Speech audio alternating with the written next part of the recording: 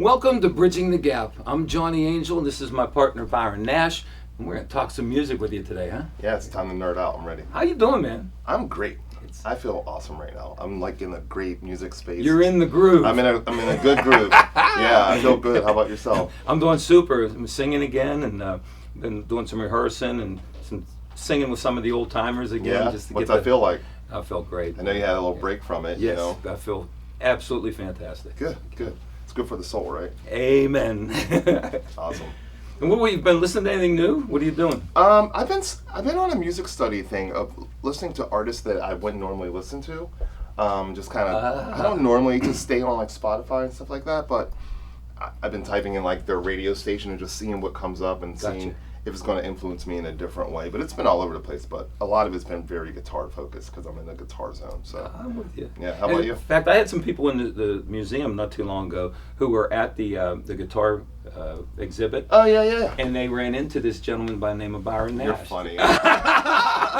I did play. That was one of my favorite gigs. I know, it was I mean, cool. I'm still kind of nerding out about So that. I was talking about you a lot, but anyway. Thanks. Thank you. You know, talk about different styles of music. And I grew up in an era where when you listened to a radio, there wasn't FM then. It was just AM radio. And you heard every genre you could imagine. And you had everything from jazz to big band to rock and roll to rhythm and blues to even country, right? Yeah. Now, I never liked country. I never respected country because my mother used to make me go to country concerts. And Yeah, a little mental block. I wanted to be a drummer, so Yeah. I mean, how many drum solos does the country acts do? You know? None ever. But I probably have pretty well-rounded appreciation of just about all music. But you know, my background and my favorite, of course, is soul, rhythm and blues. Yeah. For me, I got into, I never thought I would like it, bluegrass. And it came from going to music festivals that were sort of like jam band meets hippie-esque. And there were, be a random bluegrass band up there, and they're shredding on, banjos, and it translated for me because it was guitar related. Absolutely. And a lot of the acoustic playing, I realized how difficult it was. So I had like a higher respect for it just because I was able to experience it live. Sure. And that kind of led into me digging in on my own acoustic playing more, which translates into my electric playing kind of improving, because I feel like if you can play it on acoustic, you can play it. Amen. You can really play it on electric. Yeah. So something about bluegrass and a little bit of country, not like super pop country, but just like an old country where you can just really hear the great playing. That's always been a And it's funny because that's a genre that people don't really talk about. But bluegrass is great. But another one that kind of, do you remember when the swing thing was in? The swing bands? And I did some research on it not too long ago, and I realized that most of the bands that were doing this new modern swing were usually grunge and what do they call it? Just different music, and here they are playing classical rhythm and blues / jazz. You know what I mean? I remember that movement. It was like the Cherry Poppin' Daddies. That's exactly right. Voodoo Daddy. Big Bad Voodoo Daddy. They actually were really good bands too. They were. But so what are you listening to this week? Anything special? In conjunction with being such a guitar nerd, I'm really focusing on vocal stuff. Oh yeah. So I've been going back in time, and I pulled out this Bobby McFerrin, and one, I knew "Don't Worry, Be Happy" because it was so big. Yes. But the rest of the record, he is crushing on here. And you kind of forget it's like just all vocals. Yes. So it's really like a different depth of like where you can take it vocally. And I also saw him with the Pittsburgh Symphony Orchestra, and he had to educate the crowd on when to clap. They didn't like a song would be over, they'd be like, ah! He's like, sorry.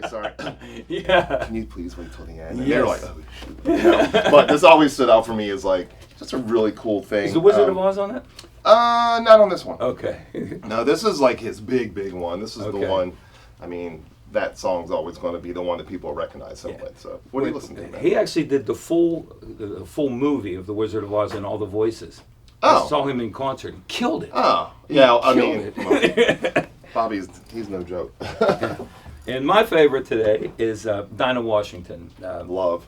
Now, this lady here is the queen of soul, not the queen of soul like Aretha Franklin, but the queen of soul, soul music, jazz and soul. Realm, yeah. right? And this lady here, I mean, she didn't really get the total respect that she deserved until later in life. Why was that? I just think because of the ugliness of the world and the way it was. Yeah. You know, I mean, her music, of course, was covered later on, but in her early days, it was mostly rhythm and blues.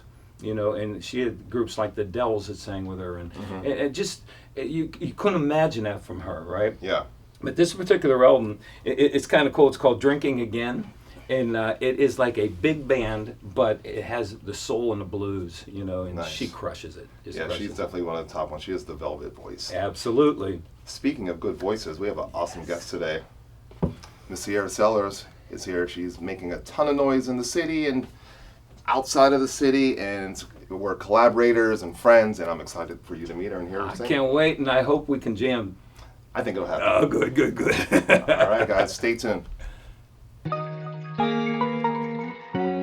Jack in the Box. Welcome to Jack in the Box, and we're going to talk some music right here. Did you ever hear of hip pocket records? These are little flimsy single records that fit on these little single players, right? And you can buy all your favorite hits. I'm talking about songs by The Doors. You got the Janie Americans. You have Percy Sledge. You have, it just goes on and on. Etta James, right? And it's kind of cool because you could buy these and play them on this single player. You could these on a single play record player, because you put on a regular turntable, they're plastic, sometimes it's skid across or whatever, but it's a piece of our history. It's the way it used to be, some of the ways we've gone through music, the way you listen to your favorite records. But this is Hip Pocket Records. Pick one up today.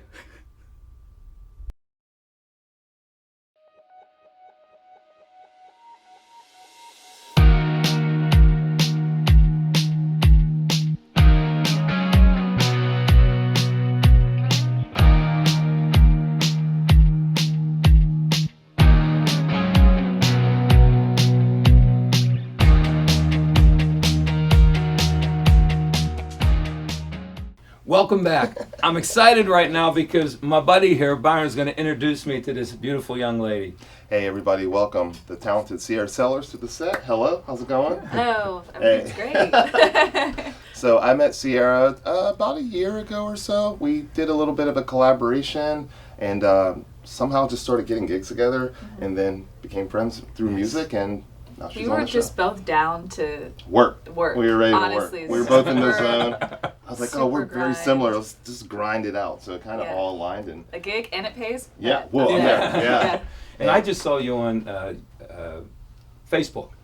You were doing something at one of the clubs down here, and that's the first time I saw you on camera, and it killed me. Your voice is killer. Thank you. It's like, yeah. Thank you. Speaking of that, tell us about what inspired you, or maybe who inspired you to sing, and when did you know, like, I have a voice? I don't know when I knew exactly. The earliest I can remember is being in preschool. And I don't have a lot of memories with my mother, but I remember her asking me what I wanted to be when I was older, and I said a singer. And I remember singing along to like Destiny's Child and stuff like that. But I grew up in church, and my mother sang in church, my great-granddaddy sang in church. So I feel like it was something that was always within me. Yeah. And I knew I wanted to write songs when I heard Jill Scott's album, her first one, Words and Sounds, Volume 1. Nice. That is, to this day, my favorite album. Nice. Yeah. Did you know that you wanted to go in the direction of R&B singer? No, I wanted to be a gospel singer. So my songbooks from my childhood are all gospel songs. Nice. Not all of them. There's a few that are secular. But I wanted to be a gospel singer, and when I was like a teenager, I was still trying to figure out how to use my voice and everything like that, and I kind of lost my confidence in the realm of gospel because those singers are just like, No doubt. insane. So I think one day I'll feel confident enough to venture back into church and try to do gospel stuff. But I mean, it's not about that. Gospel music isn't about how good your voice is. It's about how does it feel? Yeah. It's right here. Yeah. So I need to get out of my head with that, because any gospel singer that I've talked to, they're like, Sierra, you're singing for God. Like, it's not about you. Right. Wow. But yeah. Awesome. now that you're doing all these different things, but you're like a solo artist with a band, what are some of the challenges you feel like you've dealt with being a woman in music, a band leader, the face of the brand? Like, tell me some of those things and how you combat that and deal with it. Yeah, I mean, well, it's hilarious when we have shows and they're like, what's the name of the band? And they'll look at the band, the guys, and they'll say Sierra Sellers, and they'll all say talk to her, and they're like, no, but what's the name of the whole band? I'm like, Sierra Sellers. Yeah. And they'll again turn to the guys and be like, how do I book you guys? And they're like, it's all her. This is her music. This is like, talk to her. Yeah. Which I find incredibly frustrating because I do all of the booking, and the originals that we play, I've written them. The band that I play with is phenomenal. They contribute way more than they're paid for. But it's frustrating because I feel like that's happening because I am a woman, and I don't like that. And well, you seem to be overcoming it because you're crushing out here. So, is it just kind of pushing through that, or just like extra different ways of maneuvering and kind of how to guide yourself through the industry? I think what's helped me a lot, specifically in Pittsburgh, is understanding from the beginning that I had to earn my place here. There you go. And I think that how we had a similar mentality, just being down to gig and being grateful and appreciative of every opportunity, because you don't know who you're going to meet, you don't know who's going to be there, and it is a great opportunity to just be able to go out there and do what I love. Like, that alone, I could have the worst gig ever and nobody can clap, which has happened, and nobody hears you in the crowded bar or whatever, but it's another day where I got to do what I love, and that's something to be grateful for. So I think going in with that mentality and just being down to work and being respectful of people and their time, the musicians, has helped me a lot to book again, just being cool to work with. Let me ask you this. You hit on a button for me. When you first walk into a place where you're performing and they see you as a woman, right, and then you're trying to conduct business, but then all of a sudden you open your mouth and you sing, does the respect level start to change? Yes. Absolutely. It does. That's how you teach people. Yeah. It definitely does, because sometimes in like the gigging in bars and restaurants and stuff, they don't have time to listen to the music. So they go off of your reputation and seeing that you're playing all the time, and then like, oh yeah, like you're pretty good, and then you perform and they're like, why didn't I know you were better? Yeah. It literally just happened to me the other weekend where the manager was like, pulled me aside, and I thought because I cursed. And I was like, oh, was I not supposed to curse? So I thought I was getting in trouble, and he was like, you are amazing, and just had like the sweetest things to say about me, and I was like, thank you so much. And he was like, I want to book you here again, but like, you shouldn't be playing here, which was really, really sweet. But in the beginning, it was kind of like hey, what's up? Thanks for being here. Yeah. And It's just fine. It's part of the game. It'll keep getting better. Yeah. So what have you been working on? Like, I know you've been gigging a lot this year. Music coming out, events, anything on the horizon? So music that I've written in like 2018 is finally coming out with some newer songs. So I've been in the studio a lot, re-recording vocals, because I'm a lot more confident than I was back then. So I was like, let me re-record these leads, do some new backgrounds. It's been a lot of fun. Good. And I'm so excited for this EP to come out. It's called Le Freak. I don't even know how I came up with that name. It's like a song on the EP, and we were just being goofy in the studio, like putting like lay in front of everything, acting like we were speaking French, and then the song was just called Le Freak. And it's like a funky, it's funk meets like pop meets. I told him I wanted some like church chords in there, so it's really fun. It's a lot different than what I've put out in the past, but I'm so excited to put it out to showcase like what I'm actually doing now, what I've been working on. So that's great. We have a segment where we ask you like a super fast question. It's oh my gosh, Take me back. I'm losing my... Something old, something new, something treasured. Something true. Something true is what we're going to do. Super fast. Yeah. So I'll fire first one off. Tell me something new. Something new. Like about my life? Mm-hmm. Yes. Life, music, whatever. Yeah, to see the pressure's on. I couldn't even remember it. Something new is that I'm actually enjoying recording, which has never been a thing for me. I love performing, I love writing songs, but there's something about being in a studio and then all of a sudden you have to be on. It's fun. Yeah. That's like, okay, this is kind of terrifying. Yeah. But I'm enjoying it now. Something old. I think we went backwards, but it's fine. Okay. That's because I always get stuck with the old. That's true. Usually his friends say me. So it's kind of good that we're reversing it. So something old. Something old is that doing the same stuff. I'm just gigging a lot and just trying to get over stage fright, Really? Yeah. It's annoying. I understand. It's like I book it and I book the gig and I'm fine and then I show up and I'm going to throw up. And Oh, no. I will say this, though. When we opened for the symphony, I was terrified. Yeah. I don't know why. It was just like all of a sudden we walked on. Symphony. Yeah, and I was like, all their songs are gone. They're like, they just went away. So I do understand that. And tell me something treasured. My family. Oh, I love it. Yeah, that was easy. Yeah, that's very easy. And something true. Something true. Mm-hmm. Maybe something people don't know about you. When I chop onions, I wear swimming goggles. Do you really? Yeah. Have you not put this online yet? Has this not been a story? You have to do this and sing a song at the same time. That's like my classroom, like fun fact. Oh, that's a good one. Yeah. Oh, I also never had a cheeseburger. Really? Why? I have like a sensory thing and like all the different textures like freak me out for whatever reason. Yeah. So I am a very picky eater. And I'm trying to get out of my comfort zone now, and I've gotten a lot better. But cool. Yeah. All right. Well. That was random. Yeah, that was random. But I got to ask the most important question for me today.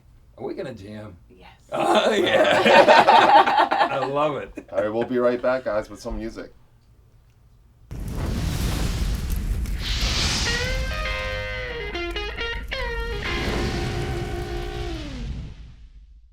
Hey everybody, welcome back to Byron's Bodega. Today I want to share with you a little bit of my past. I used to work at a rock magazine as a writer called Rock and Roll Reporter, and I used to go off on photo shoots for like concerts. One of the biggest shows I ever got to cover was the HFS Festival in DC. And when I got there, the band that I was supposed to have the coverage with, I didn't have credentials, so it was my first time sort of sneaking backstage to get the story that I needed for my boss. And I got to meet Taylor Hawkins from the Foo Fighters, who introduced me to Dave Grohl, and I have photos like interviewing Green Day and things like that. Back in the day, you didn't have cell phones with cameras, so this photo is actually a picture of me shaking his hand while taking the picture. And I just, it takes me back to a time when it felt a little bit more innocent. It was just awesome to be around big bands, big stadium show, and it taught me a lot about how to behave backstage. I had no credentials, so that if I left, I was out. If you acted out of line, you were out. So it's sort of like a good crash course in etiquette, backstage etiquette. But I also want to just give a shout out to Taylor Hawkins. I really love him as a musician and Foo Fighters. Rest in peace.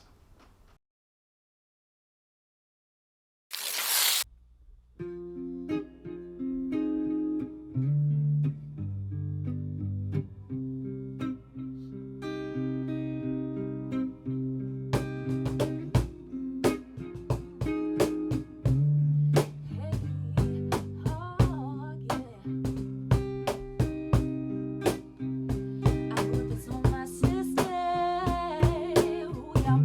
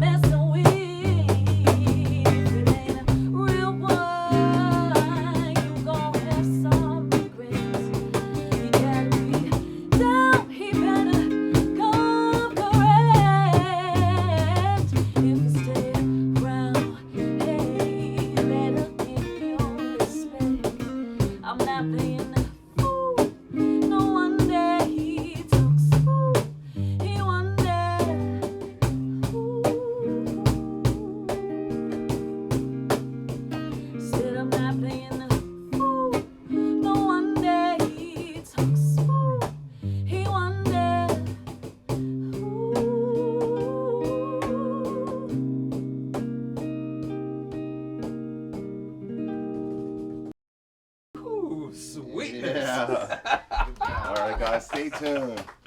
Thank you, Sierra. Thanks. Killer. Okay, Is this cut. on-